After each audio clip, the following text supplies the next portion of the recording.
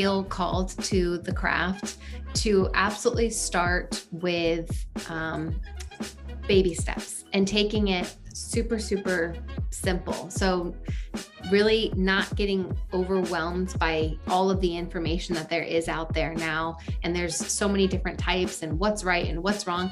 Really, again, going back to the big with believing, intention and grounding, but also really we're going inward and feeling out what is right for you. Because again, you could talk to me as a witch and you could talk to somebody else that's a witch, and we're on totally different journeys and different paths. And while there's underlying similarities and crossover in our practices, there are still going to be some pretty big differentials. So it's really finding that comfort of what sits right for you.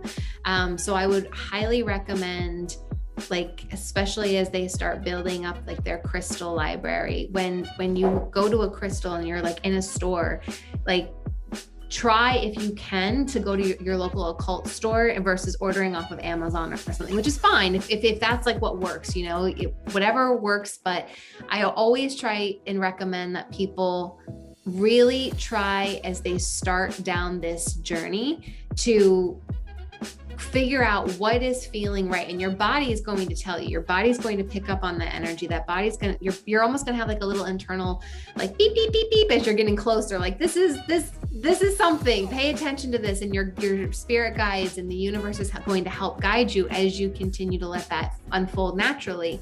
So especially when you're getting into crystals, you know, really like pick up a crystal with your hands, feel it in your hands, like rub your fingers over it, and just don't focus on what that crystal is or what the meaning of it is. Like, don't, like, this is what I mean. Go as simple and basic as possible, because I don't want people to start overwhelming themselves with, but what if this crystal doesn't mean something that I want right now? You know, don't even go into that. Just go with, this crystal's drawing me in. Something about this crystal, I feel its energy. When I touch it, I'm feeling something's coming up. That's the crystal that you purchased that day. That's the crystal you take home and start. You don't have to buy 10 of them. You can literally just buy one and just start with that. Start working with that crystal's energy and really exploring, what is coming up for me when I touch this?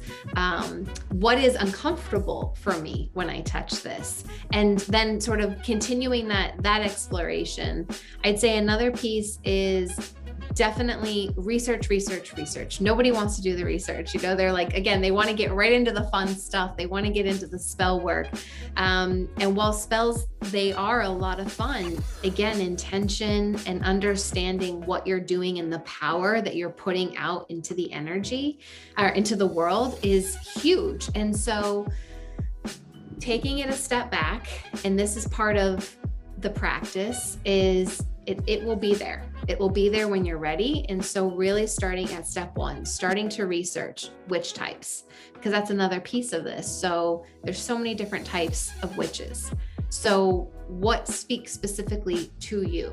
Is it the sea? Is it seashells? So are you a sea witch? You know, are you a green witch, which would indicate you have more of an inclination to plant magic and being surrounded out in nature and doing a lot of your practice and your spell work outside within Mother Earth. It could be a kitchen witch because, you know, something about cooking.